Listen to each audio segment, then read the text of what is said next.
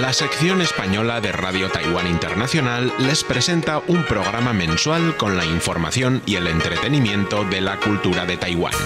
En colaboración con emisoras del Centro y Sudamérica, cruzamos el Pacífico y llegamos a sus hogares. En nuestra cita mensual les acercamos las culturas china, taiwanesa, hakka y aborigen constituyentes de la sociedad multifacética de Taiwán. Escuche nuestra programación habitual en español a través de nuestra página web. Si desea obtener más información de Radio Taiwán Internacional, puede escribirnos a la siguiente dirección postal. Radio Taiwán Internacional, P.O. Box 123-199, Taipei 11199, Taiwán, República de China. O si lo prefieren, pueden visitar nuestra página web en es.rti.org.tw.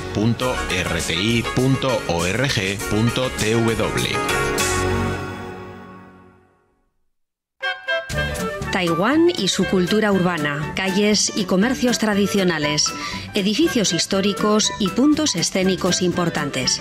Arte en todas sus expresiones, exposiciones y eventos de diferentes temáticas. En La Brújula acercaremos la presencia y esencia cultural de Taiwán a la palma de tu mano. Cada semana con Maider Gómez en La Brújula.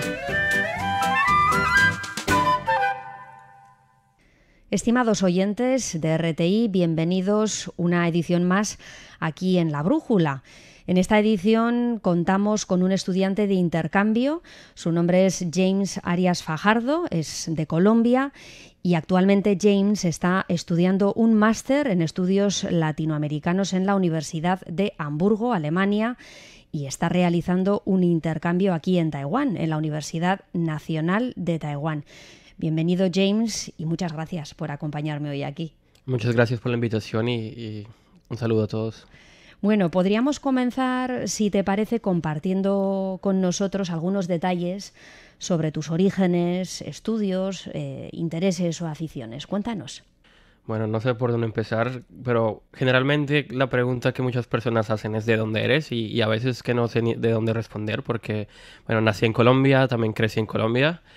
Pero a los 18 años me fui para Alemania y desde ese tiempo he estado viviendo allí.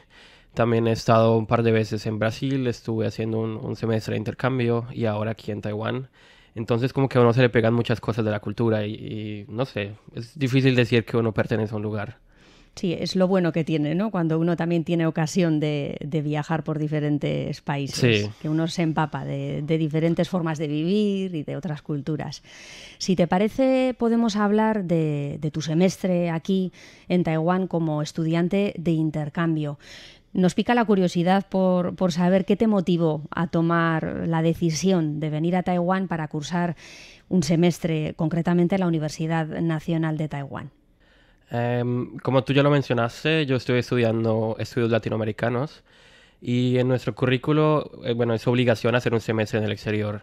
Y la mayoría de personas se fueron obviamente para Latinoamérica, pero yo pensé, bueno, es la oportunidad de hacer algo diferente y que Taiwán además tiene, bueno, relaciones económicas muy importantes con Latinoamérica. Así que yo pensé, bueno, este es el momento de ir a Taiwán. Y bueno, yo nunca había estado en Asia tampoco. La Universidad de Hamburgo también tiene cooperaciones muy fuertes con la Universidad Nacional de Taiwán. Así que, bueno, eso también fue una opción. Fue algo que me motivó bastante. ¿Qué te ha aportado este semestre que has cursado en la Universidad Nacional de Taiwán en cuanto a asignaturas, dinámica de clases, profesorado? Porque me imagino que habrá diferencias, ¿no?, con relación a lo que has cursado en Alemania, por ejemplo. Sí, hay muchas diferencias. Bueno, una de las cosas que más me gustó es la calidad de la educación, es muy buena y las personas son muy amables. O sea que en cualquier momento que tengas dudas, que no comprendas algo, no solo los profesores, sino también las personas están muy dispuestas a ayudarte. Y bueno, que la carga académica también es mucho más pesada, mucho más fuerte que en Europa. Así que hay que invertir mucho tiempo, hay que estudiar bastante. Y a pesar de que estuve como estudiante de intercambio, sí que tuve que estudiar mucho. Bueno, por lo que nos comentabas anteriormente, hablas varios idiomas, además de español, que es tu idioma materno. Hablas alemán, inglés, portugués, francés. ¿Qué nos puedes decir del chino mandarín? ¿Tiene cabida? Todavía no, todavía no. Yo en este semestre hice un curso y era 2 días a la semana. Pero igual el chino es un idioma muy difícil, así que lo que hice fue como lograr un poco de lo más básico. Reconozco un par de caracteres, sé decir un par de cositas, pero nada más. Cuéntanos un poquito cómo fue esa experiencia, esa introducción, esa inmersión al idioma chino. Es muy interesante porque, bueno, en la clase obviamente van a ser únicamente estudiantes internacionales, así que eran personas de, bueno, de países muy diferentes. La profesora fue genial y es un idioma que tiene una lógica diferente a otros idiomas. Por lo general, en los otros idiomas, bueno, manejamos el mismo alfabeto común, algunas normas gramaticales comunes, pero el chino, bueno, se diferencia bastante porque te tienes que enfocar en los caracteres, en la forma de escribir e intentar de pensar en ideas y no tanto en palabras, en la gramática, en la forma de construir las frases, sino de entender la lógica detrás de los signos, de los caracteres. Para quien esté pensando en realizar un intercambio concretamente aquí en Taiwán, ¿qué le recomendarías hacer antes de venir? Bueno, antes que todo es tener claro que debe haber alguna forma de comunicación, así que si no manejas el chino, pues tienes que hablar por lo menos algún idioma para que puedas tomar las clases. En este caso sería inglés, que es un idioma universal y hay bastantes clases que son ofrecidas en inglés. Otra cosa importante sería tal vez intentar de organizar lo financiero, que hay muchas becas, muchos programas de diferentes instituciones y pues aprovecharlo a instituciones no solo taiwanesas, sino también europeas o del mundo entero. Y lo otro es también, bueno, sentirse, no agobiarse tanto, sino tomar las cosas con tranquilidad, que a pesar de que sea un lugar muy diferente, que la cultura sea muy diferente, pues igual todos somos personas y las personas siempre buscan ayudarse unas a otras, o sea que por más difícil que sea, por más lejos, distante que sea del lugar donde vivimos, pues no es tan difícil, o sea, uno va a encontrar personas, va a encontrar oportunidades y va a encontrar una forma de seguir. Pues ahí quedan esas recomendaciones. Bueno, si te parece, vamos a pasar ahora a hablar de tu vida aquí en Taiwán, porque no va a ser todo estudiar, ¿verdad? Tienes un blog llamado Vivir en Alemania, donde ofreces información de utilidad para internacionales que viven en el país. Si comenzaras a publicar, por ejemplo, un blog sobre Taiwán, ¿qué dirías sobre cómo es vivir en Taiwán? ¿Qué impresión te está causando vivir aquí? La mayoría de impresiones que tengo de Taiwán son positivas. De hecho, estoy pensando en volver apenas pueda. Lo primero que mencionaría es la gente, que es muy amable. Lo segundo, que es un lugar muy seguro, que no importa qué hora sea en la noche, en qué lugar estés, no va a pasar nada. O sea, obviamente siempre hay un riesgo mínimo, pero es uno de los países más seguros en los que he estado.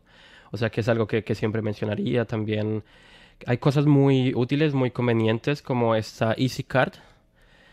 Para los que no lo conocen, es una tarjeta que sirve prácticamente para todo. Se puede pagar en las convenience stores, pero también se puede utilizar el transporte, se puede utilizar la bici pública.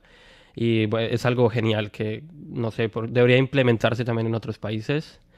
La comida también lo mencionaría, que es genial. Hablando de la comida, de la gastronomía taiwanesa, ¿qué destacarías? De lo que has probado, ¿qué es lo que más te gusta? Es difícil. Yo no tengo un plato favorito. Casi nunca cocino aquí porque es muy barato comer afuera y es muy bueno. Hay muchos tipos de comida relacionada a la pasta, por ejemplo, diferentes platos fritos, también hay sopas. Y una de las cosas que más me gustan son los night markets, que son mercados nocturnos, como la palabra lo dice. Y básicamente vas allí en la noche y puedes encontrar cualquier tipo de cosas, carnes, verduras, incluso cosas un poco más exóticas desde un punto de vista más occidental, si lo queremos ver así, como el stinky tofu, que es una variedad de tofu que huele bastante peculiar, que básicamente, bueno, no huele tan bien, pero si lo pruebas el sabor es diferente, no está mal, pero no es mi plato preferido. Bueno, todos hemos pasado por ello. Bueno, sobre los lugares que has visitado en la isla, ¿cuál de los lugares te ha llamado especialmente la atención o qué lugar recomendarías? A mí me gustó muchísimo en Kaohsiung. Hay un templo budista enorme, es muy grande. Y es que me impresionó muchísimo porque generalmente cuando ves lugares en fotografías y luego vas al lugar, quedas un poco decepcionado porque es más pequeño. Pero en esta ocasión fue al contrario. Llegué allí y era más grande de lo que esperaba y quedé muy sorprendido. James, ha sido un placer tenerte aquí. Muchísimas gracias por compartir con todos nosotros tus experiencias aquí en Taiwán. Muchas gracias también. Muchísimas gracias. Y a nuestros oyentes espero que hayáis disfrutado de la entrevista. Os espero como siempre en la próxima edición de La Brújula. Hasta la próxima. Adiós.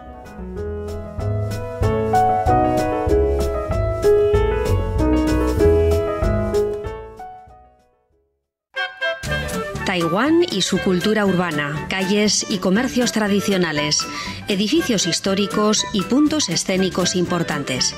Arte en todas sus expresiones, exposiciones y eventos de diferentes temáticas. En La Brújula acercaremos la presencia y esencia cultural de Taiwán a la palma de tu mano. Cada semana con Maider Gómez en La Brújula. Estimados oyentes de RTI, bienvenidos una edición más a La Brújula. Soy Maider Gómez y en la siguiente edición presentaremos una exposición que está atrayendo a niños y mayores con un contenido tan atrayente como educativo. El Museo Nacional de Taiwán, situado en Taipei, presenta la exposición titulada Romance entre plantas e insectos. Una exposición interactiva que dio comienzo el 25 de diciembre de 2018 y que se prolongará hasta el 1 de septiembre de 2019. Los organizadores de esta exposición son, además del museo, el Museo de Insectos de la Universidad Nacional de Taiwán y el Departamento de Entomología de la Universidad Nacional de Taiwán. Los visitantes tendrán todo este año de margen para disfrutar de esta atrayente y educativa exposición. Teniendo en cuenta que Taiwán está situada en una zona climática subtropical y tropical, da hogar a una gran diversidad de verdes plantas que crecen en ciudades, pueblos y bosques, y los insectos aparecen también en todos estos lugares. Llama la atención la interacción que existe entre insectos y plantas. En algunos casos, su cooperación crea una relación simbiótica que es interdependiente y beneficiosa para ambos. Cabe decir que los insectos cubren entre el 70 y el 75% del total de especies de animales en la Tierra. Estamos rodeados de ellos. Algunos comparten nuestro hogar y comida, muchos de ellos no son dañinos, sino que cohabitan pacíficamente con nosotros. Insectos y plantas compiten y cooperan, creando una interrelación compleja.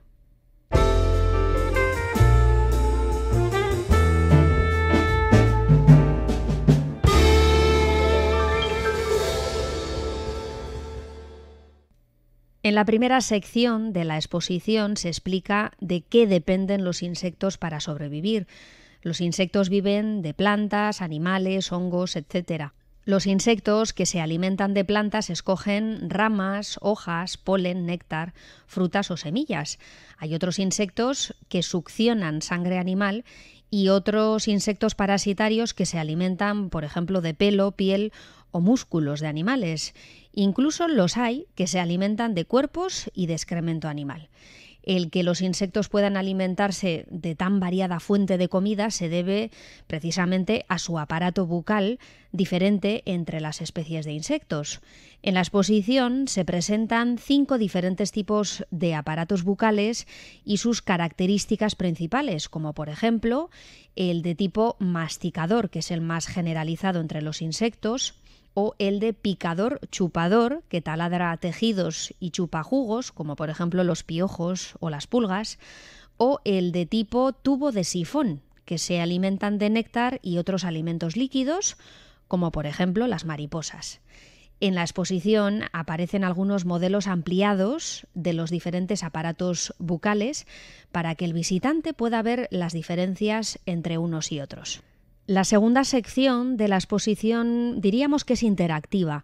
Aquí se explica, entre otras cosas, la simbiosis entre plantas y animales o los alimentos y líquidos de los que se alimentan los insectos, entre otros. Es interesante lo que se explica con respecto a la simbiosis entre insectos y plantas que beneficia a ambas partes, donde aparecen 3 ejemplos de ello, además con un libro multimedia cada uno. Allí se presenta a la mirmecófita o planta de hormigas.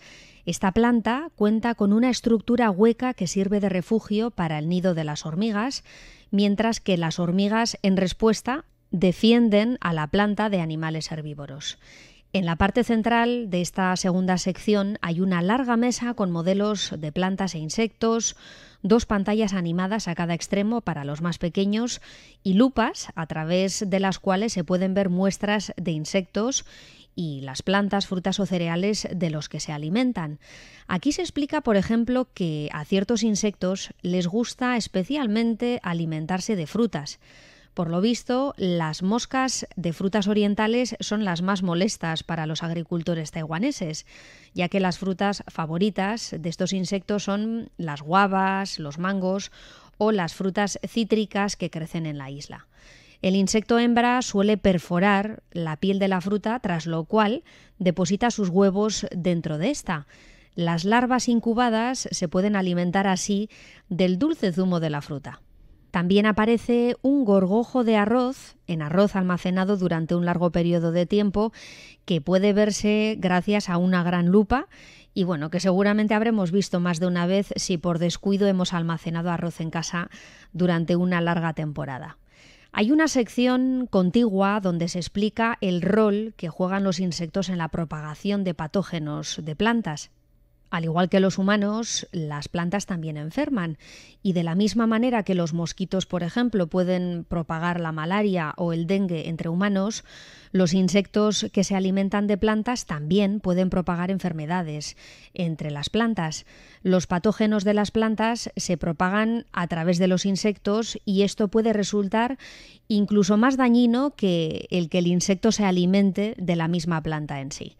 Los microorganismos que causan estas enfermedades en plantas dependen precisamente de su transmisión a través de insectos. Al parecer, el pulgón conforma la mayoría de estos insectos transmisores de enfermedades de plantas.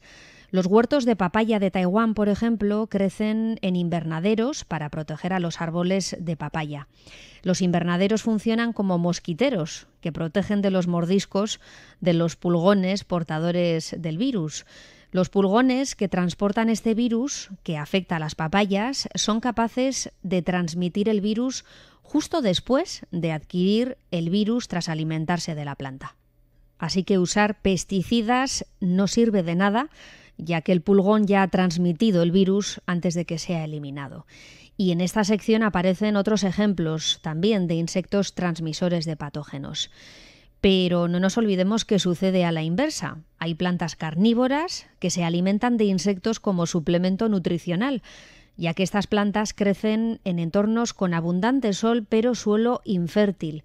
Y por eso los insectos de los que se alimentan les provee el nitrógeno y los fosfatos que necesitan para sobrevivir.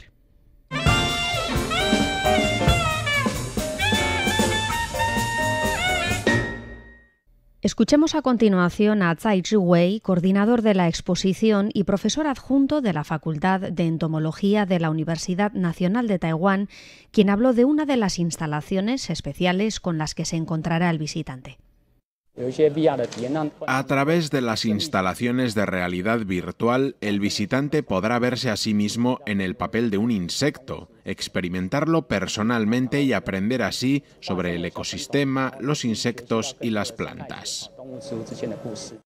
Efectivamente, se trata de una última sección interactiva con realidad virtual donde los más pequeños pueden entender esa interacción a través de juegos multimedia con plantas e insectos. Aquí el visitante podrá aprender sobre los olores que emiten algunas flores para atraer a ciertos insectos y así dar inicio a la polinización. Las flores de mango, por ejemplo, muy comunes en Taiwán, son pequeñas e inodoras, cuyo néctar es ácido y pegajoso y que dependen de los moscardones para su polinización. Así que sin estos molestos moscardones no tendríamos los dulces mangos de los que disfrutamos en verano. Como veis, una bella exposición muy atrayente que hace uso de videojuegos de realidad virtual, dibujos animados, pantallas audiovisuales, reproducciones ampliadas de insectos y paneles explicativos, entre otros, para acercar a mayores y a pequeños la increíble interacción entre plantas e insectos. Pues hasta aquí ha llegado nuestro programa de hoy. Hasta la próxima.